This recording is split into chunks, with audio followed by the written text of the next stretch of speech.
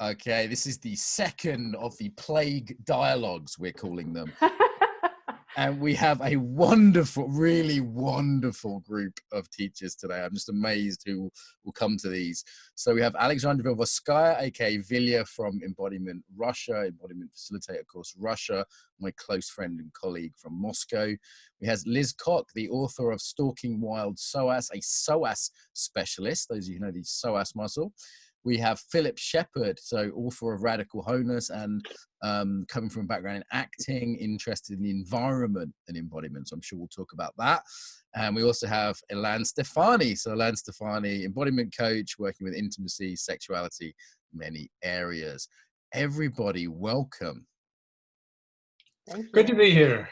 So we have the USA, Germany, Canada, and Moscow. Wow, we're really going across. And we did one of these yesterday. Ilan was on it and some other people. We talked about the viral crisis, the corona crisis. Today is, let me get the date right. We are on Monday, the 23rd of March. This will probably be out about a week later. So this is moving pretty quick. So I want to sort of say where we are kind of date-wise.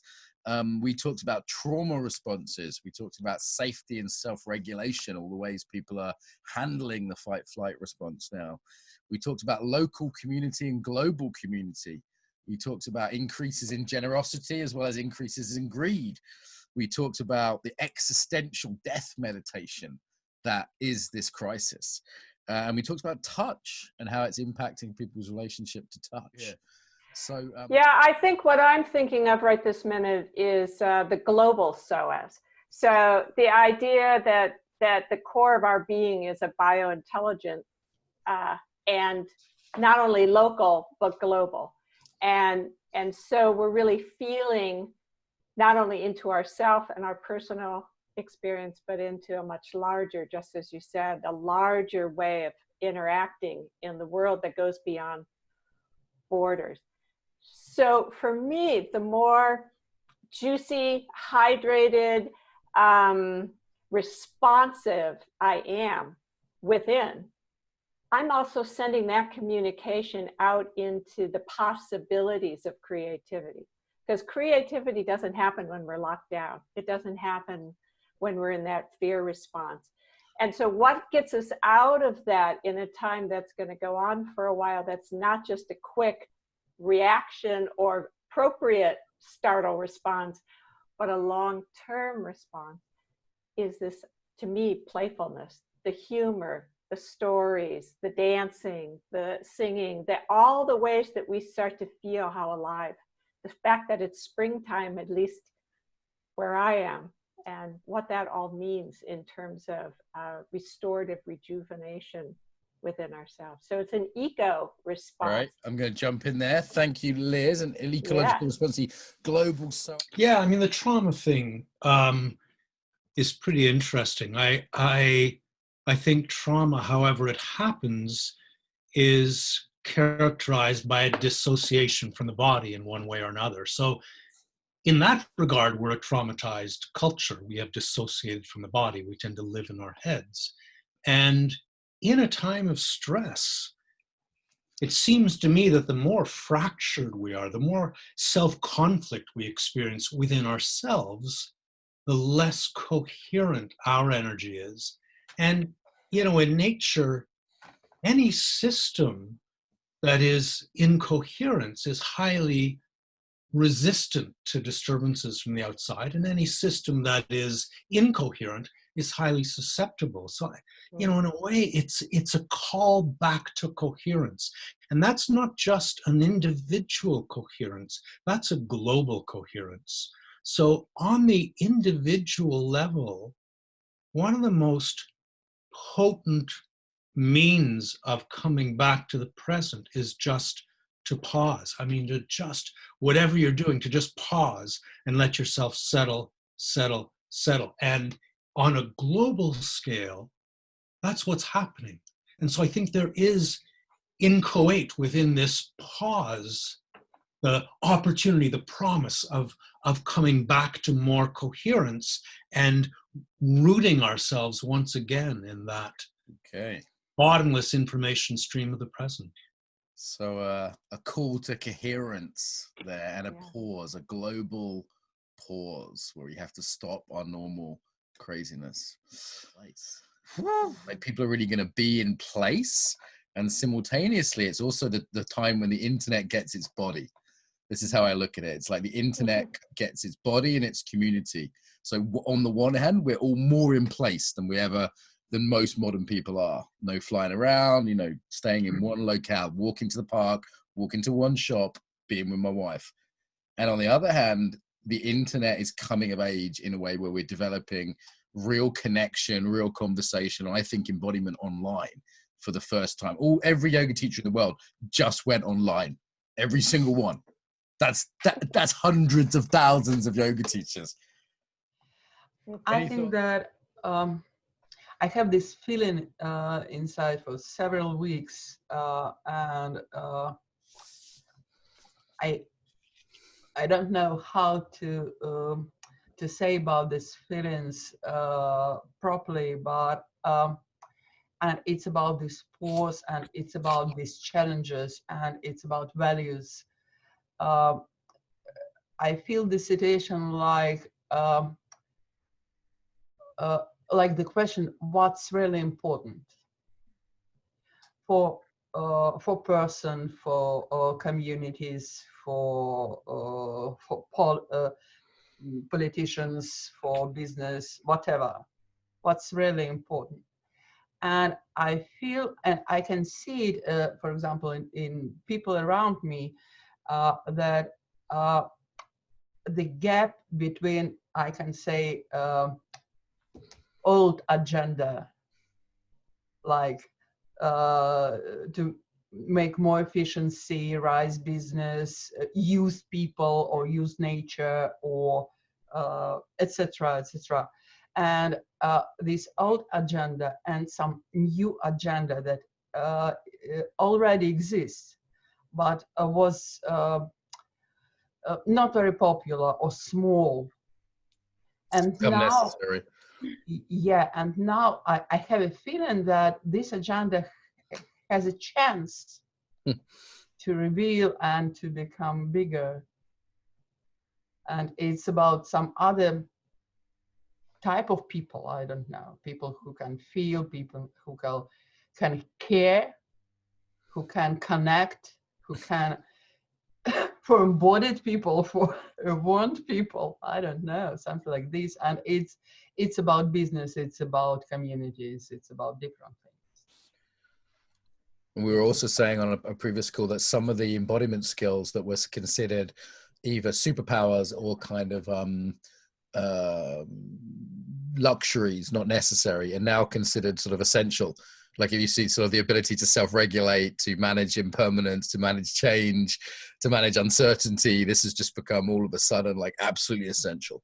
And looking at members of the embodiment community respond quite well. And also, as you're saying, around purpose and meaning, I think it's everyone's reevaluating what matters in a big way. I'm probably going to do some kind of online course around purpose, because so many people are asking around this and reevaluating this. Even like I'm looking at adverts that are coming up on my Facebook thread that are a week old, and the companies just have turned slowly and haven't changed them. They just look out of date now, completely out of date a week later. It's like no, the world's different now. That looks pointless now. It's interesting, the shadow. I'm aware that we have most of the major belligerents of World War II here. If I'd only invited a Japanese friend to come and help. And, in terms of our nationalities, I'm wondering if the shadow of kind of ancestral trauma, ancestral resilience, I've heard New Yorkers say, hey, we did 9/11. This is nothing. We can handle this. Excuse my New York accent. And a little Brooklyn accent there. Was it? I was trying to. I'm not that great at acting, but there's a resilience to certain cultures. There's a way in which we can handle this. Whereas I'm seeing other people this is totally new to us. I was in California and they were like, we've had comfortable, nice lives the entire time. I was in Marin County. They were freaking the fuck out. I want, so I know we can't talk about the United States. There's different parts. That's why I'm bringing it. That's right. That's right. We're different countries here, actually. Every state is a different state. They come to Europe. No, they're not that different, but yeah, there are differences. But yes. But anyone else on the sort of like, who's prepared, who's Well, not? part of that's the consciousness piece, right? If you're Uh-huh. conscious, then, you're not going to fucking die. You're going to transcend. And that's the point of being in California. Is, Timothy Leary said there's no place to go from California but up. Right. The West. So it's the ascension. So now all of a sudden they have to, and I mean, I love Californians. I lived there for 38 years. So, I kind of feel like I can make fun of them. But, there is that part of like, whoa, wait a minute, can't we handle this? Or can't all that we know about health handle this? So I think there's that, New Yorkers, yes, they're compact together. And so they're like, okay, how do we do this? Because, there's a lot of people on that island. Listen, if people think there's nothing funny in this, and just to be clear, huge compassion to people suffering, was crying last night talking to doctors from the NHS, literally in tears. And if you think there's nothing funny in this, you haven't seen panic buying in Whole Foods, okay? Have I got enough granola? Have I got enough organic kale? Got to stock up. Literally, I saw panic buying in Whole Foods in San Francisco. Healing. Let's talk about humor, because this dialogue and the last one as well, right, Ilan? It was fun. And it's like this humor and this smarts, and we're all taking this shit seriously. Like, yeah, we are. I'm working hard to do the best I can to support people, and how can I be useful is a big question for mine. So I'm not laughing at anyone. Like, my cousin's a respiratory doctor. Like she's at risk, like that's like high risk job right now. So Louise, if you're out there, we love you. Stay safe. And yet this humor, right? In all of this, there's humor.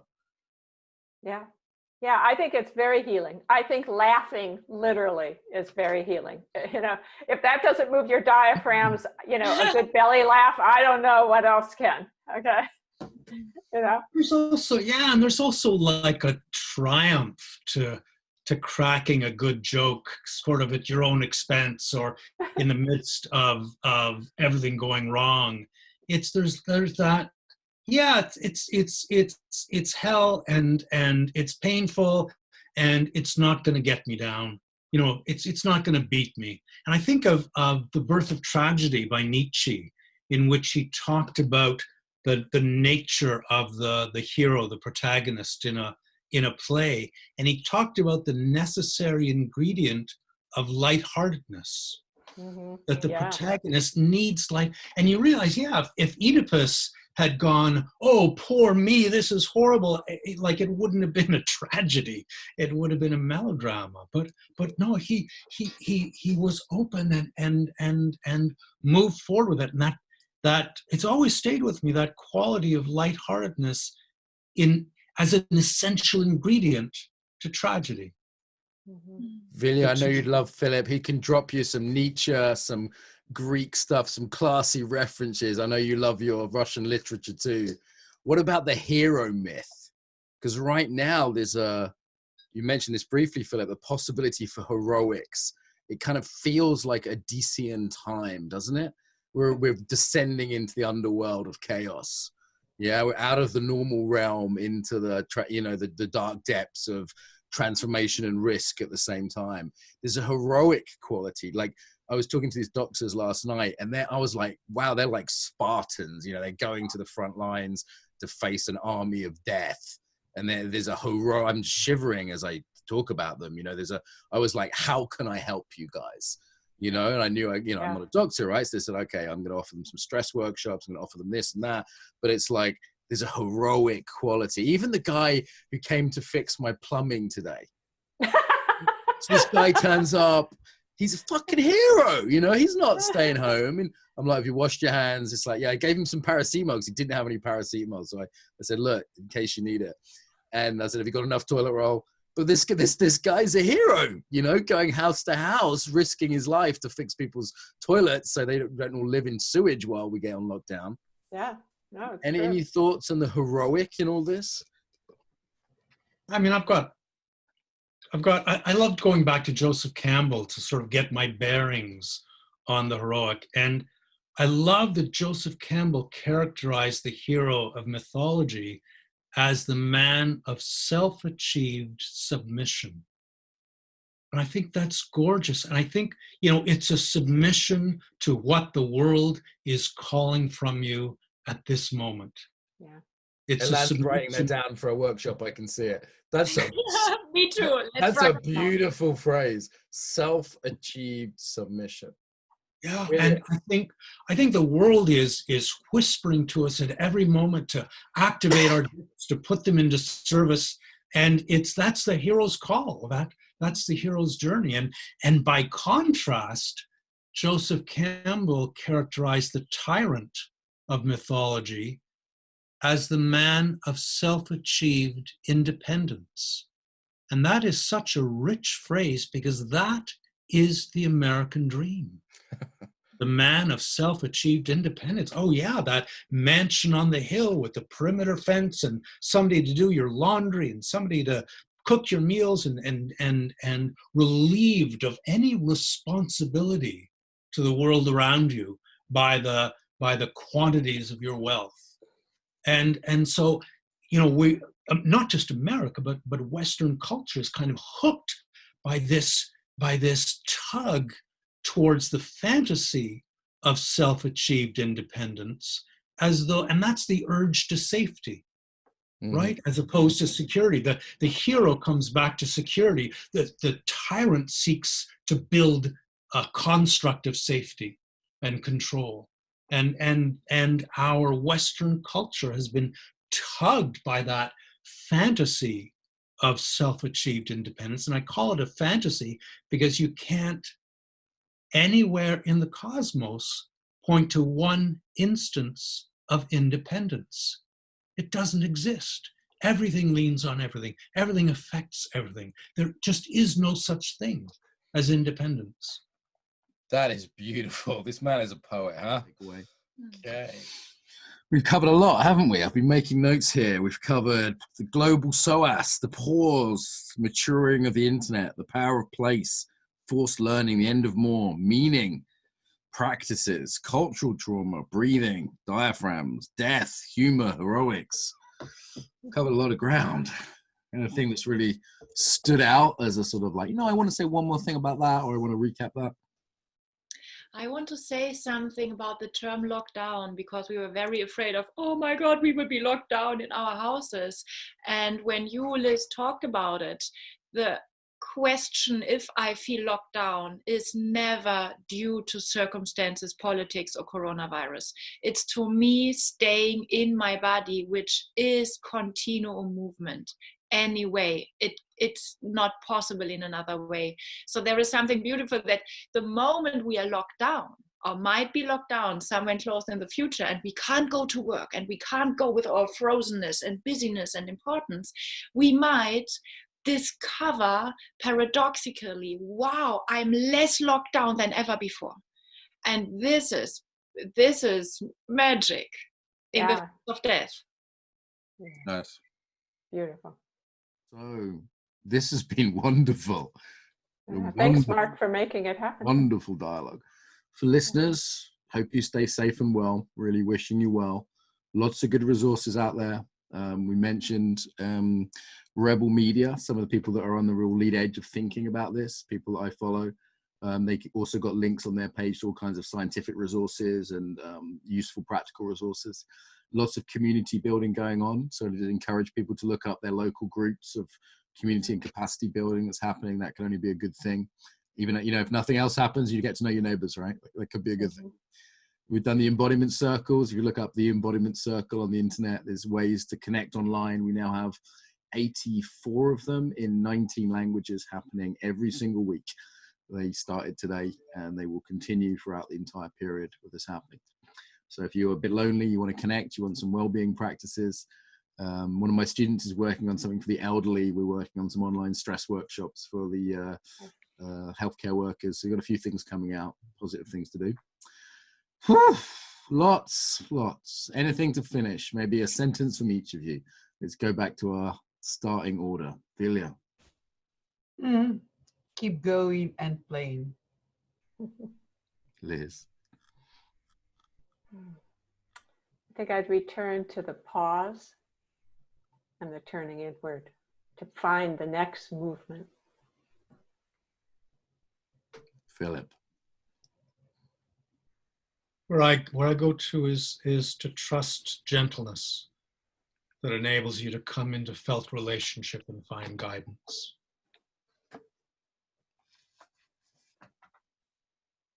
Ilan. And silence, breaking patterns. The heroic, self-surrendered man. Okay. Thank you, everyone, and listeners. Stay safe and well.